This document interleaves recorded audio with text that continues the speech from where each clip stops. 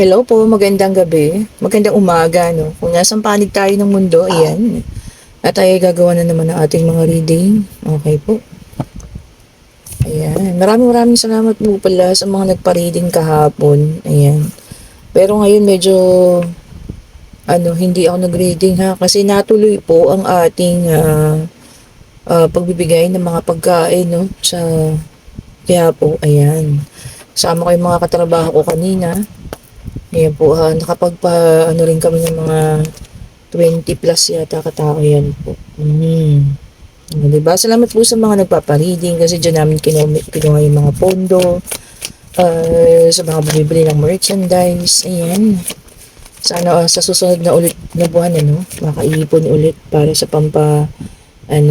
pagkain nila. O, di po ba, Sa end ng video nito, makikita niyo yung mga ilang pics. Ayan po. Picture lang naman, hindi ko pa binidyohan kasi hindi pa naman tayo ganun ka dami na ibigay natin. Sana sa susunod talaga, madami na. Kasi kung makapapunta po kayo sa kaya po talaga naman napakadami po doon pulubi. Pinili lang namin yung mga matatanda po, yung talagang wala na kakayanan maghanap buhay. Mga nakasalampak sa semento. Ayan. Sobrang yung mga matatanda na may sakit, may kapansanan, yan po yung aming pinili. Ha? Ayan po, gustuhin ko man, mabigyan sana lahat, pero sabi ko, i-priority natin yung matatanda kasi wala talaga na silang pagkukuhunan. Piling ko wala rin namang tumutulong, kaya nga po nandoon. Saka yung mga may kapansanan sa pag-iisip, yan. Sabi ko yan ang unahin natin kasi sila yung kailangan talagang kumain. Kahit ganun naman yan, may pakiramdam pa rin yan, nararamdaman pa rin nila yung gutom ko. So, sila yung mga inuna natin. Ayan. Salamat po ulit ha. Dahil kasama kayo. Ayan, syempre sa pag-subscribe ninyo. Sa mga nagpapareading, sa mga bumibili ng merchandise. Kasama po kayo sa mga na nagbigay ng tulong para po magawa namin yun ha. Yung mga pagbibigay namin ng pagkain kanina. Oh, di ba? Ang saya, no? Tulong-tulong tayo doon. Oh, di ba? At least kahit nandiyan lang kayo sa bahay, pinapanood nyo lang ako, hindi nyo alam, no? Nakakagawa na tayo ng kabutihan. Kahit na kakaunting tao pa lang yun. Di ba? Gusto ko sa susunod talaga yung medyo marami-rami na. Okay po, pati yung makikita mo talaga yung mga bata doon na madudungis. Pero sabi naman kasi yung katrabaho ko, naku, merong yan, may mga magulang. Kaya yung pagkasabi niya, Kaya sabi ko, sige, sa susunod na lang. Oo nga naman. Kasi nakikita naman namin sila nung paglabas, pagkatapos nga namin mamigay, may mga pagkain naman yung mga bata. May hawak-hawak na pagkain. Sadyang madungis lang po talaga. Ayun. Salamat pong muli ha. Mula sa aking puso. Ayan, maraming papasalamat po ako. And parang pinaka-celebration na rin yun, Dahil sa tayo naka 6,000 subscribers na kagabi. Ayan. Inabangan ko talaga. Pagkatapos ko mag-upload, inabangan ko talaga pong umabot ng 6,000 na yung subscribers natin. Congratulations po sa ating lahat. Ayan, maraming salamat po sa inyo ha. Sa mga bago, sa mga dati na, sa mga bumabalik. Maraming salamat po. Ayan, so meron po tayo dito, unang-una, 6 of Cups. Ayan, ayun po yun ha. And then meron tayo ditong Page of Cups. Puro Cups ha. Tapos, meron pa tayo ditong Pentacles. Ayan, 6 of Pentacles yan. And, syempre, ang ating King of Wands. And, meron din tayo ditong King of Cups. Okay po. Page of Pentacles. And, meron din tayo ditong 9 of Cups. And, meron tayong 9 of Swords. Okay po. So, dito kasi, parang long time partner na kayo, Matagal na siyang, naisa na. Talagang hinihingi niya na yung kanyang kalayaan sa iyo. Ayan, kita niyo naman. Kumbaga talagang gusto niya na rin umalis dun sa relasyon ninyo. Ayan po. Marami naman na siyang nagawa, na talagang hindi mo na dapat sanang patawarin, pero yun nga, pinipili mo pa rin, kagaya nito, pinipili mo pa rin po siya. Pero eto na, sa pakiramdam ko, nagising ka na, ayan, at talagang ibibigay mo na yung kalayaan na hinihingi nitong ating King of Wands. Ayan. Makakasakit sa'yo. Kita mo naman, may ilang mga gabi na hindi ka mapagkakatulog. Dahil sa pagbibigay mo ng kalayaan na hinihingi niya. Pero, kita mo naman, meron din isang taong paparating po. Ayan. Na siyang tunay at wagas na magmamahal sa'yo po. Sa isang King of Cups, ayan. Tunay na tao na magmamahal sa'yo. Ayan ha. So sa pagkakataong ito po, kung ano man yung hinihingi sa iyo nitong ating King of Wands, ayan, ang kanyang kalayaan o talagang kagustuhan niyang umalis na sa inyong relasyon, ay ibibigay mo na yan. Kumbaga, hahayaan mo na talaga siya. Wala nang paghabol na gagawin, pagbibigyan na. Ito na kasi, kumbaga inaalok mo na sa kanya, inaabot mo na. Di po ba? Sa Page of Wands, Page of Pentacles. Okay po, masakit man, pero yun na din ang naging desisyon mo. Kasi kahit na ano nang gawin mo, wala ka nang maramdaman din na pagmamahal galing dun sa tao. No? So, mas maganda, bitawan na, iwanan na po. At tuluyan na lang na magbago. Kasi meron namang isang taong nakalaan sa'yo. Okay po. And then, meron tayong apathy card. Ayan. Tama nga ito. Kasi ilang beses niya nang in-offer sa'yo, pero nire-refuse mo ha. Ikaw mismo yung ayaw po. So meron tayong apathy card. Yun nga, sabi niya, refusing offer. Kumbaga ilang beses niya nang in-offer sa'yo, no? Pero ayan, nirefuse mo, inayawan mo. Kasi parang iniisip mo, teka lang, baka maaring maayos pa. Maaring magkaroon pa ng second chances, Kaya siya naman, siguro dahil na lamang sa awa sa'yo, kaya pinagbibigyan kanya sa mga ganun pang bagay po ha. Pero di po ba, huwag tayo magsettle sa awa lang o talagang na po chaos and destruction na. Yeah. Wala na talaga, hindi na kayang ayusin, kumbaga papabagsak na yung relasyon na ito. No? So ayun, nakapag-isip ko na rin na talagang sukuan na at hayaan na. Okay po. And then, meron tayo ditong the sun. Ayan. So, ayun na lang ang siguro tanging hinihiling mo para sa kanya, no?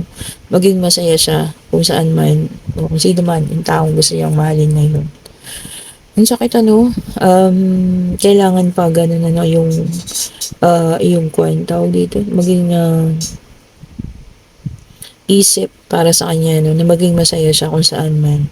Siguro ikaw rin isang napakabait na tao, kaya siguro talagang ayun na, ibibigay mo na. And ito na, kita nyo, umalis na, ayan. So talagang sumama na siya sa isang babae, kung nakita nyo yun. Talagang yun na, kumbaga ending na, yung panahon na iyon na, yung ibinigay na, yung kanyang kalayaan, ito na. Sila naman dalawa na yung mag-asama po ngayon ha. Okay po. So, ano't ano man, hindi ka nagkamali sa pagbibigay ng kalayaan sa kanya. Kasi po, alam niyo kung bakit? Kasi parang pinalaya mo na rin po yung sarili mo sa isang relasyon na ikaw lang naman po yung tanging nagmamahal. Di po ba? So, ayun ha. Magpakatatag, ayan, mag-heal ng tuluyan bago makakilala ng isang tao ulit po na maaari siya na yung bubuo sa pagkatao ninyo ulit. Okay po. And then, meron tayong King of Swords para sa iba naman. Ayan. Isang taong matapang. Ito, magaling din siya makipag-conversation. Maaaring may makikilala kayong ganito. Cool. Cool na tao lang siya. Napaka-honest po. Kumbaga kung ano yung lumalabas sa bibig niya, yun talaga siya po. Hindi siya yung nagko-cover up na hindi ako ganito kasi ko hindi po. Talagang kung ano yung what you see is what you get, sabi nga. And then meron tayong Two of Cups. Ayun po. Yung iba sa inyo makikipag-partnership, maaaring negosyo. Ayan ha. Or maaaring may sisimulang project, meron na naman tayong connection na mabubuo. Ayan ha. So, maaaring meron makikipag-chat. Ayan. May makikilala kayo sa mga dating app. Diyan na magsisimula. At magbublossom ang inyong romantic life. Diba? Pag chat-chat lang, pagbigyan nyo na po para maranasan nyo ulit yung kilig-kilig. Kaya lang, syempre, By this time, hindi natin kailangan pong ibuhos lahat ng ating emosyon. Pag-set na tayo ng boundaries po ha, and syempre kilalanin pong mabuti. Oh, 'di ba? Bago tayo kita-kita diyan, kilalanin niyo muna mabuti ha. Baka mamaya kasi magnanakaw 'yan. Oh. 'Di ba? Tapos oras sa pagkita kayo, hold upin ka pa. So kilalanin pong mabuti ha. Yung mga magkakaroon ng communication kasi sabi nito new communication. Oh. Maaaring may makikilala kayo sa bigla na lang mag-chat sa inyo or kakilala ng kaibigan nyo, ganyan, no? Binigay yung pangalan nyo. Hinanap kayo sa Facebook, sa Messenger, o di ba? Or dati ninyong kaklase na hindi nyo pinapansin, pero ngayon nagpapapansin sa inyo. Okay po. And then, meron tayo dito Queen of Cups. Ayan. New romance, sabi rito. And, may papakita mo rin yung pagiging mong loyal. Oh, sino itong mga loyal dito? Taas ang kamay dyan, ha? Comment down below sa mga loyal. Oh, parang mapuproof mo na loyal kang tao. Oh, di ba? And then, meron tayong the lovers. Okay po. So, meron kayong major choices. Kumbaga, meron talaga kayong pinili. At yung gusto nyo na yun, yun na yun talaga yung gusto ninyo, ha? Maaaring ito ay material na bagay. Ayan, kung ano yun ang gusto nyo.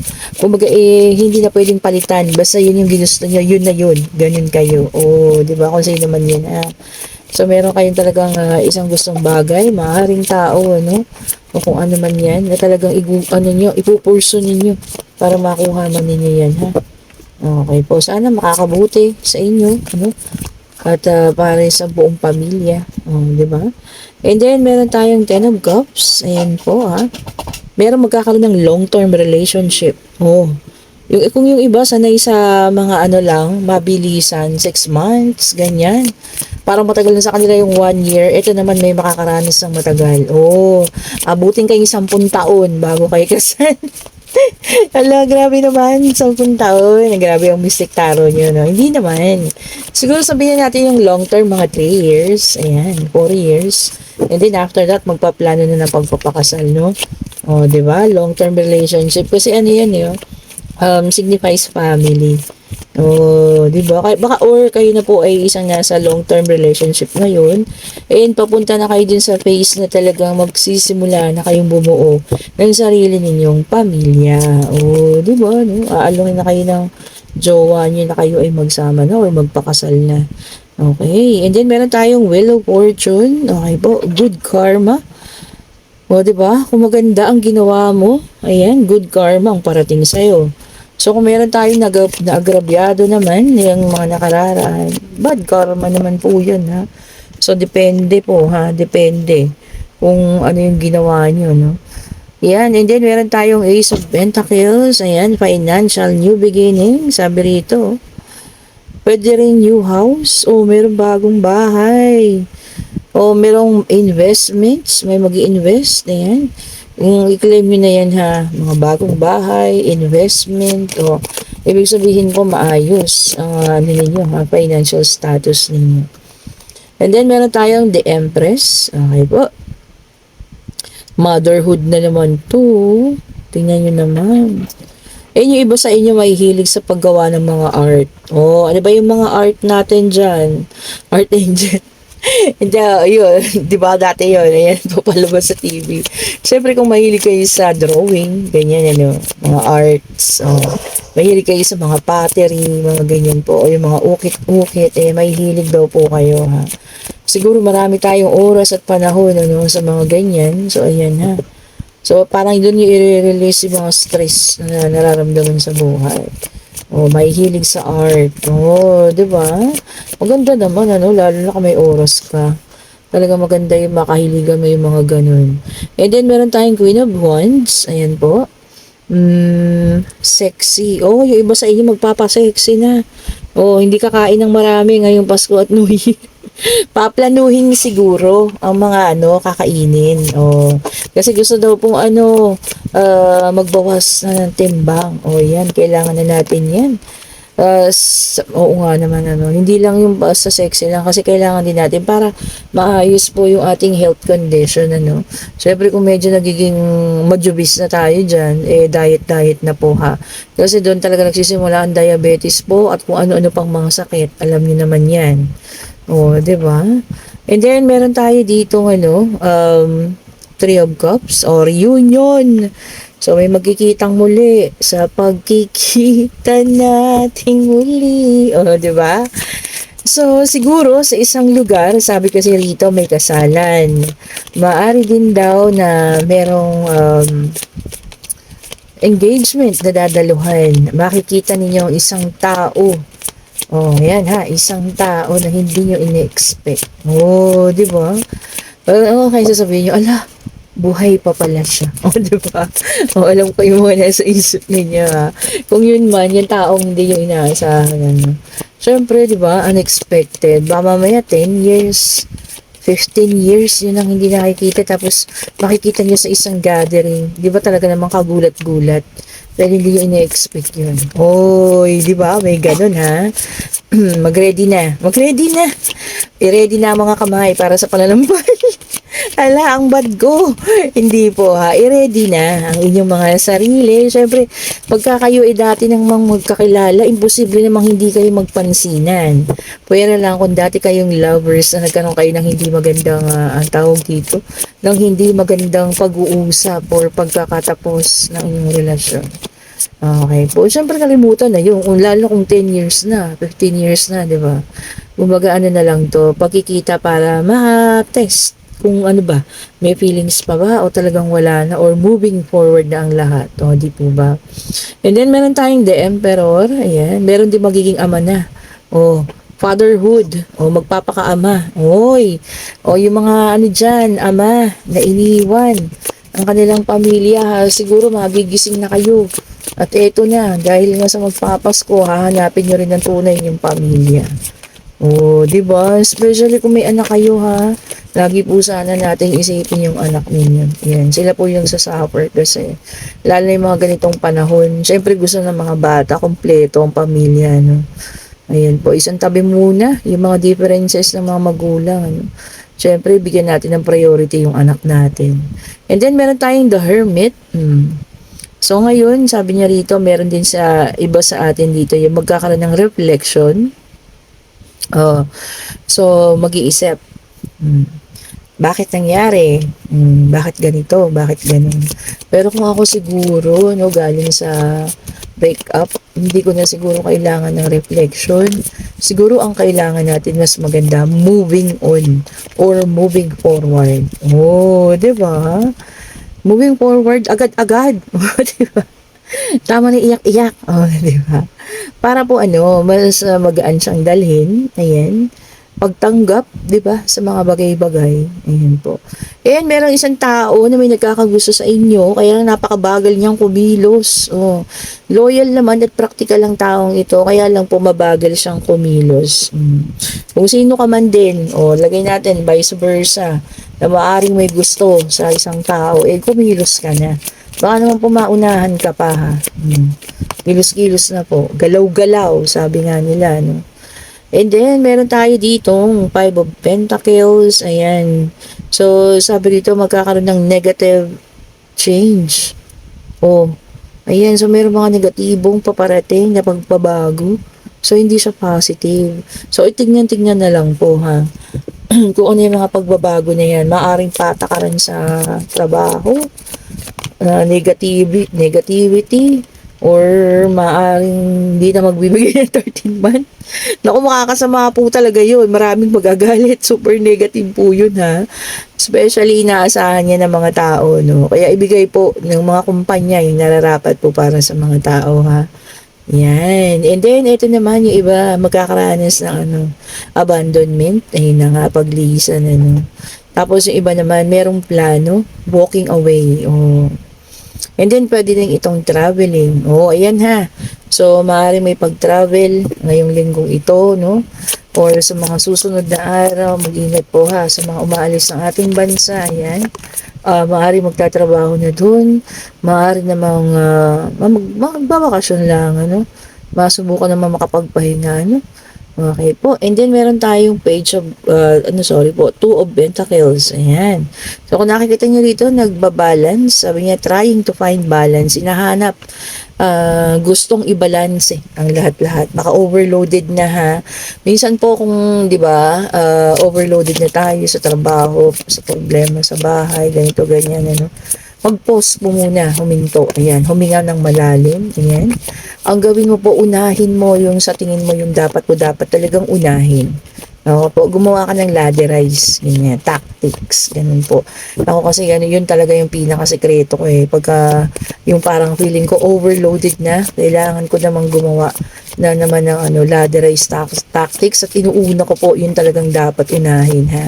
Ayan po. Hindi ko naman sinabing gayahin niyo ako ha. Pero yun lang po ay aking example ha. Lalo na kung overloaded na po yung isip ninyo. Ano? Okay po. Gawa tayo ng ng pagkakasunod-sunod.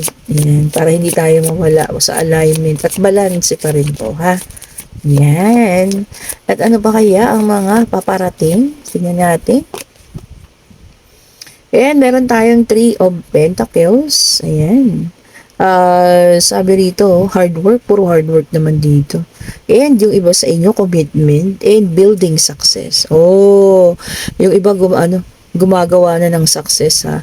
Kumbaga tawag dito, binibuild na yung mga sarili nila para mag-succeed. Oh, ang ganda nun, ano? So talagang nakabangon na. Eto na, mamamayagpag na. Oh, diba? Pagkatapos ng hinga ng freedom, nag-focus ka, sabi mo, it's my time to shine. O, diba? Ang ganda nung ganun na. Kasi sabi ko nga sa inyo, diba, paulit-ulit ko sinasabi sa inyo yan. The best revenge is yung talagang naibangon mo yung sarili mo, nag-improve ka, kumbaga, ganun, nagkapera ka, yumaman ka, gumanda ka, mas lalo kang gumanda, no? O, ano kayo ngayon? Oh, di ba, no? Ganun po talaga ang magandang revenge. Hindi yung magpapalab, ka pa, spell ka, papakula mo pag ganyan. Hindi po.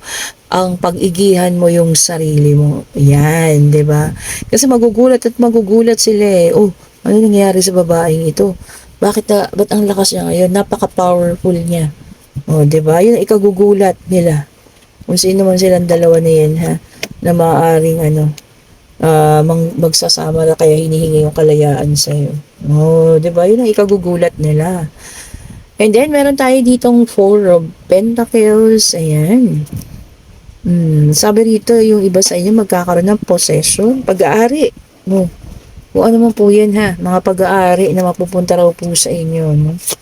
Ayan, ingatan. Baka rin kayo papamanahan ng kung ano man ha. Oh, mga possessions. Ayan. Baka yung kotse, yan, ipapamahal sa inyo ng tatay nyo, no? Mga sasakyan, lupa, ganyan. Ingatan po ha, syempre bigay ng ating mga magulang yan, ano? Pinaghirapan nila yan, kahit na luma yan, kailangan natin ingatan. Oh, di ba po? May possession na bibigay. And lumabas ang ating the high priestess. Ayan, merong may kinukutuban dito. Merong nabivisualize. Oh, kung ano mo daw yung nakukutuban mo, may tama ka. Di ba ba? Tama po ang iyong nasa isip. Kasi ng isip mo, tawag dito, yung intuition mo napakalakas. O, yan ha. Sino may kinukutob-kutuban dyan? O, sinasabi ko na nga ba? Alam ko na. O, di ba? Totoo yan. Kaya ka nakinutuban eh. Kasi meron ka lang nakita mga red flag. O, so ngayon, clarification na lang talaga kung kailangan mo para masabi mo at maamin mo sa sarili mo na, totoo nga yun. Oh. So, kung may kinukutuban dyan sa ngayon ha, mag-imbestiga muna. Ayan, alamin. Tignan niyo po kung tama naman ang inyong kutuba. Baka kasi minsan, di ba, mali rin naman. Oh, the devil. Lagi ko na lang sinasabi, no, the devil signifies addiction. Ayan. Powerful, ano tawag dito? Ano yung sabi niya? Powerless. Oh, mawawala ng kapangyarihan. Oh, parang ka, kung dati, siga-siga ka, supervisor, ganyan, Pero may darating yung oras na parang hindi ka nila susundin. O basta-basta na lang hahayaan, powerless. Kumbaga, dead mind ka na nila kahit anong pinagsasabi mo dyan. Parang ganun, ano? Sa mawawala sa kapangyarihan. Or sa, ang tawag dito, sa dulo ng aking dila. Ang tawag dito. So, mawawala ka sa, kung supervisor ka nga, ayan. Baka maaaring matanggal ka. Oh, yun ha. Baka rin may pangyayari, ganyan, ano. Or kung ikaw man, mas higher yung position mo, medyo mukhang bababa, ayan ha. Dahil sa isang bagay na maaaring ayun na nga, makita nila sa'yo na hindi maganda. Okay po. At ngayon, ayan, pwede na tayo magtanong. Pag-ibig, financial, pangyayari, ayan po ha. Sa eskwela, kung ano man yan ha, tingnan natin ang kasagutan. Divine Universe, ibigay mo po sa amin ang kasagutan sa kanilang mga katanungan. Ayan. Ano po ba ang kasagutan ng mga katanungan sa kanilang isipan? Ibigay mo po sa amin. Eto na. Sana po masagot ang lahat ng inyong katanungan. Ayan. Salamat po sa inyong patuloy na pagkukomento. Ayan. Sabi ko nga sa inyo, lahat yan may nabasa ko. Kung hindi ko mabasa ng agad-agad, bago ako matulog yan, babasahin ko po para, di ba, makuha ko yung energy nyo. At baka mamaya kayo na yung susunod. Or para sa inyo na yung reading na susunod ha. And yes po ang sagot. Tingnan nyo naman. Ace of Wands signifies new beginning. Ayan. Physically starting something. Oh, nagpapaganda na. Glow up. See? Sabi ko sa inyo, pag inuna mo yung sarili mo, nako. And it all follows ha. Ibinangon mo sarili mo, nag-ayos ka, naghanap ka ng trabaho, maganda yung trabaho mo na ngayon, o diba, powerful ka na, o di ba? So, kung ano man yung mga, ito kagaya niyan, hiningi niya sa iyo ang kalayaan at ibinigay mo naman dahil nga wala ka na rin maramdaman pa na pagmamahal. Siguro yan yung pinaka the best na solusyon po. Hindi natin kailangang ipilit yung sarili natin sa isang tao po ha. Lalo at higit na hindi na tayo pinapahalagahan. Pahalagahan po natin una yung sarili natin. Oh, 'di ba? Ang ganda nun ha. Okay po. And maraming salamat po sa mga bumili ng ating mga merchandise. Ayan. Ito ang ating Evil Eye set. Yan yung ating classic. O, 'di ba? Nahanap ko na siya. At ito po yung ating simple lang. Ayan, maliit kasi yung Evil Eye niya na yun. Oh. So meron ding marami rin nagkakagusto nito kasi gusto nila yung discreet, simple and yet elegant. Oy, 'di ba? And then, ito na po ang ating Black Rose Tourmaline. Ayan, finally po, nailagay ko na rin siya sa lagayan. Pero wala pang sticker. Ayan po ha, meron na po talaga tayong Black Rose Tourmaline. Ayan, hindi ko lang naasikaso. Alam niyo na, sobra-sobra na po talaga ewan ko ba, napaka-hectic ng schedule ko. Pero binabalanse ko naman. Ayan ha, kailangan natin balanse at lahat ng mga bagay-bagay. So mga nagtatanong ng aventurine, ito na po ang aventurine. Ayan. So sinabi ko nga sa inyo, di ba kulay green? Para po maging harmonious ang relationship. Ito yung mga sinasabi ko nung nakaraan, kapag nararamdaman nyo na parang palagi na lang kayo nag-aaway, bakit ganun? Suot-suot kayo ng aventurine po. Para hindi mauwi naman sa hiwalayan na lang lagi. O di ba? Ayusin natin hangga't maaari ha. Lalo na kung kaya pa naman. Pasensya na naman po at bigla na naman gumalaw. Pasensya po ha. And then ito ang ating combination ng Black Tourmaline with Tiger Eye. Ayan. Yan yung sinasabi ko, ito po para sa mga yung mga negatibong enerhiya, ayan, magiging positibo and para makita nyo rin ang intention ng mga tao sa inyo. Dito sa aventurine po, kasi hindi naman na lahat ng relationship kailangan magtapos. Lalo na kung higit nyo, mahal nyo pa naman, di ba? Kung pwede namang ayusin, bakit hindi? O, di ba? Mag-aventurine tayo ha. And then, meron din po tayo dito amethyst. Ayan. Siyempre, ang ating pinaka-powerful na amethyst. Ayan po. Negativity. Pwede siya sa good health. Ayan. Focus niya ang good health. Good fortune. Ayan. Dala-dala niya na din. And ito yung natin, pure na Black Tourmaline with Evil Eye. Turns negative energy into positive. Ayan po ha. And syempre, ang ating citrine na wala nang kailangan patunayang napaka-powerful na citrine ha. O, ewan ko ba? Talagang ang galing ng citrine mantra. Marami na po talaga nag-chat sa akin. Ayan, na bigla ang nagkapera or hindi lang basta nanalo sa loto ha. Ayan, marami po. Yung mga unexpected na perang hindi nila talaga inaasahan. And then, meron tayo ditong rose quartz. Kung gusto niyo naman mag-concentrate lang sa pag-ibig, ayan, mahanap na ang tunay na taong magmamahal. Ayan, syempre, rose quartz ang recommended ko sa inyo.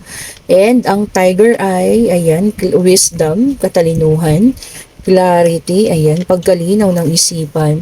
And para malaman nyo syempre yung mga intention ng mga taong lumalapit sa inyo.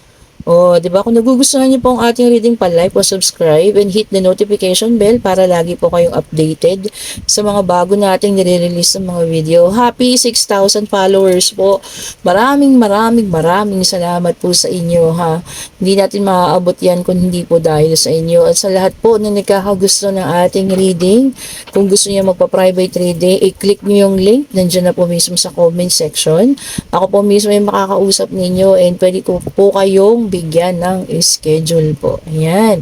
Kung gusto niyo rin ng ating mga merchandise, pwede pong magtanong. Ayan. Huwag mahihiyang magtanong.